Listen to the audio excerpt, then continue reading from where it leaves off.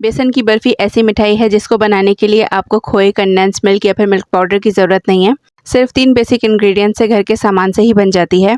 बिस्मिल्लाहिर्रहमानिर्रहीम, अस्सलाम वालेकुम। आज मैं आप सबके साथ मक्खन मलाई की तरह मुंह में जाते ही घुल जाने वाली हलवाई वाली बेसन की बर्फ़ी की रेसिपी शेयर करूंगी कि आप एक बार बना लें तो फिर हफ्तों ये मिठाई ख़राब भी नहीं होती। कभी भी आपका मीठा खाने का दिल चाहे तो आप इसको एयर टाइट बॉक्स से निकालें और इंजॉय करें। तमाम टिप्स और ट्रिक्स के साथ आपको बिल्कुल परफेक्ट मेजरमेंट दूंगी कि पहली ही बार में मुझसे भी बेहतर बेसन की बर्फ़ी बना लेंगे आप। तो चलिए वीडियो को स्टार्ट करते हैं। बेसन की बर्फ़ी बनाने के लिए एक बड़ी खुली कढ़ाई या फिर पैन ले लेंगे कि जिसमें इसकी भुनाई आराम से हो सके।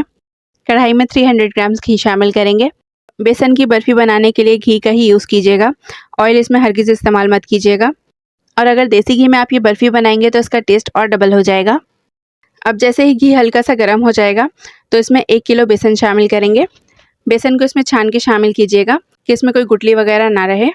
घी में बेसन ऐड करने के बाद फ्लेम को आपने लो मीडियम रखना है। अब इसी आंच पर बेसन की तकरीबन 20 से 25 मिनट तक हमने भुनाई करनी है। बेसन को जल्दी भुनने के चक्कर में आपने इसका फ्लेम हाई या फिर मीडियम नहीं करना है।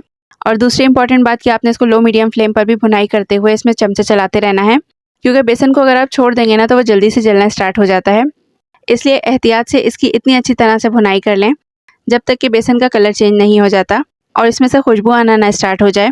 जब बेसन भुन जाएगा तो इसकी खुशबू ही आपको बता देगी कि बेसन भुन चुका है। आपका पूरा किचन क्या पूरा घर ही महक उठेगा इसकी खुशबू से।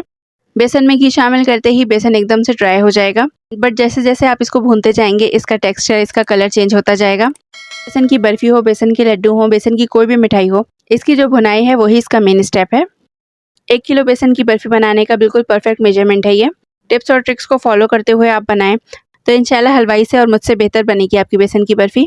एक ही बार बना लें फिर हफ्तों की छुट्टी हो जाती है, क्योंकि ये मिठाई ख़राब तो होती नहीं है और बनती इतने मज़े की है कि जल्दी से ख़त्म भी हो जाती है। अच्छा, अगर आप कम क्वांटिटी में बनाना चाहें तो कम क्वांटिटी में बेसन की बर्फ़ी की रेसिपी भी मैंने अपने चैनल पर बनाना बताई हुई है।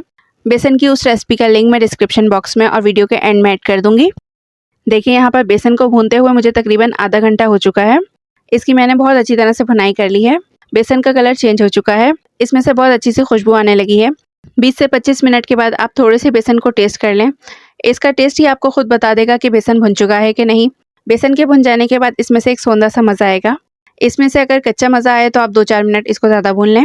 फ्लेम को ऑफ करके बेसन को चूल्हे से उतार कर 1-2 मिनट तक इसमें स्पून चलाकर इसकी हीट निकाल देंगे ताकि इसका कुकिंग प्रोसेस रुक जाए। इसको एक साइड पर रख देते हैं। अब इसके लिए शीरा बना के रेडी कर लेते हैं। तो इसका शीरा बनाने के लिए एक बड़ा खुला बर्तन ले लेंगे और इसमें शामिल करेंगे 700 ml पानी। पानी ऐड करने के साथ ही इसमें 750 ग्राम्स चीनी शामिल करेंगे। और इसी दौरान अगर जो आप मेरे चैनल पर पहली बार आए हैं तो आपसे एक छोटी सी रिक्वेस्ट है कि मेरे चैनल को सब्सक्राइब और फॉलो कर दें। अब चीनी शामिल करने के बाद चीनी को मेल्ट होने देंगे और इसका एक पतली तार का शीरा बना लेंगे। जैसे ही इसमें बॉयल आने लगेगा तो फिर इसको आपने 2 से 4 मिनट तक ज़्यादा पकाना है इससे, जब तक कि इसका इस तरह का शीरा ना बनने लगे। इस तरह का तार या फिर एक हल्की तार का शीरा भी बनने लगे तो वो भी बेस्ट रहता है। शीरा एक तार का बनाएंगे तो बेसन की बर्फ़ी कड़क बनेगी और इस तरह के शीरे से बनाएंगे तो बर्फ़ी आपकी सॉफ्ट बनेगी। शीरे का तार इसमें बाइंडिंग का काम करता है और शीरे से ही मिठाई सॉफ्ट और कड़क भी बनती है। बस ये शीरा रेडी है। फ्लेम को ऑफ करके इसमें 1 टेबलस्पून इलायची पाउडर ऐड कर देंगे। इलायची पाउडर आप कम ऐड करना चाहें तो भी कर सकते हैं। इलायची पाउडर को अच्छी तरह से मिक्स कर लेने के बाद इसको बेसन में शामिल करेंगे। फ्लेम को आपने ऑफ रखना है, इस बात का ख्याल रखिएगा, क्योंकि अब इसमें फ्लेम का काम नहीं है। बेसन में शीरा शामिल करने के बाद ये एकदम से पतला हो जाएगा, बट आपने परेशान नहीं होना। इसको खूब अच्छी तरह से चलाते हुए मिक्स करना है। अब इसमें हलवाई वाली बेसन की बर्फ़ी का कलर देने के लिए 1 टीस्पून येलो फूड कलर में इसमें ऐड कर रही हूँ। ऑप्शनल है, अगर आप ऐड करना चाहें तो ऐड कर दें। इसकी मिक्सिंग कैसे करनी है तो इसको साइड पर लगाते हुए मिक्स कर लेंगे तो ये जो गुठलियाँ आपको इसमें नज़र आ रही हैं सब ख़त्म हो जाएंगी। इसको मिक्स करते जाएंगे तो ये थिक होता जाएगा। ये देखिए आपको नज़र आ रहा होगा यहाँ पर इसकी गुठलियाँ ख़त्म होती हुई। अच्छी तरह से मिक्स करने के बाद ये देखें कितना थिक सा हो गया है, कढ़ाई के साइड पर चिपकने लगा है, तो इसका मतलब है कि बेसन की बर्फ़ी परफेक्ट बनेगी, ये बिल्कुल सही जमेगी। अभी एक तरीका और भी मैं आपको बता देती हूँ इसको चेक करने का। तो थोड़ा सा पोर्शन आप बेसन का ले लें और इसकी बॉल बना के चेक कर लें। अगर इस तरह से बर्फ़ी की बॉल ना बने तो आप क्या करेंगे कि फ्लेम को ऑन करके इसको 2-3 मिनट तक फ्लेम पर पका लेंगे तो ये सेट हो जाएगा। कढ़ाई के साइड से सारी बेसन की बर्फ़ी को उतार के सेंटर में ले आएंगे। ये बर्फ़ी सेट करने के लिए रेडी है। बर्फ़ी को सेट करने के लिए मैंने यहाँ पर एक बड़ी ट्रे ले ली है और इसमें बेकिंग पेपर लगा लिया है। अब इसमें सारी बर्फ़ी को निकाल लेंगे। वीडियो को आपने यहाँ तक वॉच कर लिया है और चैनल को अगर अभी तक सब्सक्राइब या फिर फॉलो नहीं किया है तो चैनल को ज़रूर से सब्सक्राइब और फॉलो कर दें।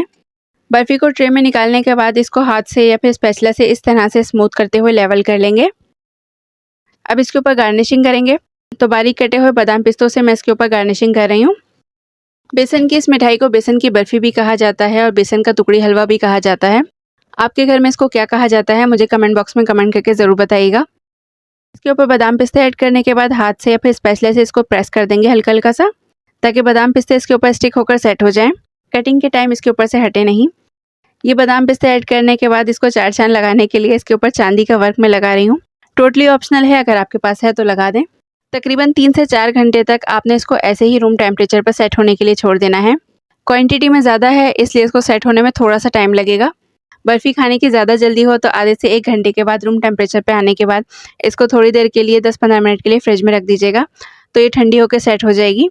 जब तक ये कम्प्लीटली ठंडी होकर सेट नहीं हो जाएगी इसके परफेक्ट बर्फ़ी वाले पीसेस नहीं बनेंगे। देखिए यहाँ पर बेसन की बर्फ़ी माशाल्लाह बहुत अच्छे से सेट हो चुकी है। इसकी कटिंग देखें कैसे स्मूथली हो रही है।